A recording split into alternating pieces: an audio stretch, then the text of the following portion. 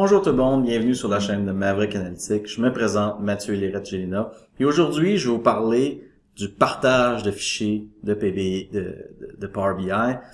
Et en particulier, qu'est-ce qui se passe quand on envoie un fichier, puis comment on peut gérer la connexion à l'ensemble des sources de données. Parce que si je vous envoie mon fichier PBX, qui est connecté à des fichiers locaux sur mon ordinateur, bien évidemment, si vous n'avez pas ces fichiers-là, vous allez avoir de la difficulté à rafraîchir le rapport. Par contre, vous pourriez tout simplement changer chacune des sources, une après l'autre, pour être capable que ça fonctionne. Et ça va fonctionner.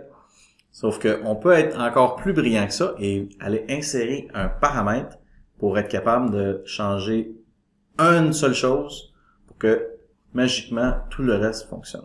On va aller voir ça. On est dans Power Query.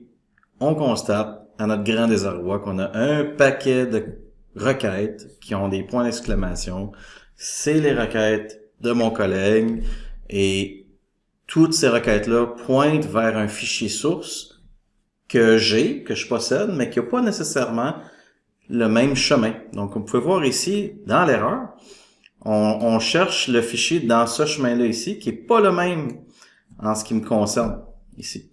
Donc, pour être capable de trouver le bon fichier, je peux tout simplement y aller, prendre cette requête-là, aller tout simplement dans les paramètres de la source de données. Et ici, on a l'ensemble des sources. Je pourrais prendre le produit, par exemple, changer la source,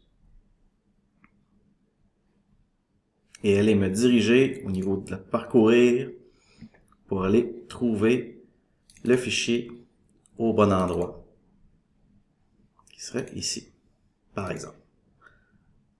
Donc, lorsqu'on fait ça, on clique sur OK, on ferme,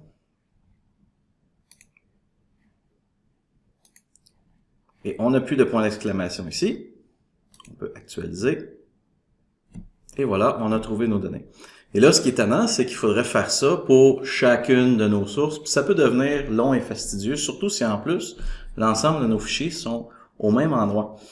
Alors, ce qu'on va faire, on va aller carrément créer une variable, donc ce qu'on va appeler un paramètre dans Power Query, qui va faire en sorte qu'on pourra la réutiliser à l'intérieur de nos requêtes. Regardez bien ça. Donc, on va aller créer ce paramètre-là. On a géré les paramètres ici. Et on va tout simplement aller faire un nouveau paramètre. On doit lui donner un nom. Ça peut être n'importe quoi, en autant que ce ne soit pas un nom réservé dans le langage M. On doit spécifier qu'il s'agit d'un type de texte. Et on doit aussi inscrire une valeur actuelle pour l'ensemble des paramètres qu'on va créer. Donc, la valeur que je vais mettre ici, c'est simplement le chemin dans lequel se trouve l'ensemble de mes fichiers à l'intérieur. Je clique sur OK.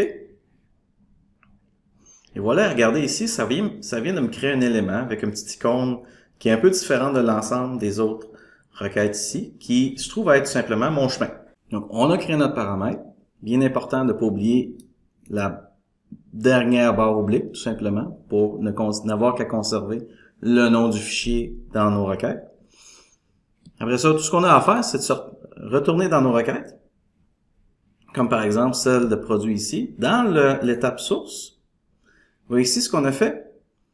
On a inséré la variable chemin avec un perluette comme ça, qui est l'opérateur pour la concaténation, avec tout simplement le nom du fichier.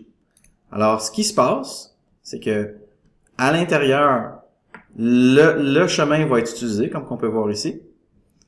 Et ça va être concaténé comme ça. Et vous pouvez constater que la lecture se fait correctement. Donc, je peux faire la même chose avec toutes nos autres requêtes. Si je viens dans ma requête de client, j'ai encore ici le même problème. Vous voyez ici, le fichier est écrit au long. Alors, je peux tout simplement retirer cette portion-là.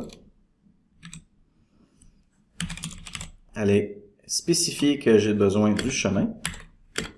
Avec un perluette, crochet,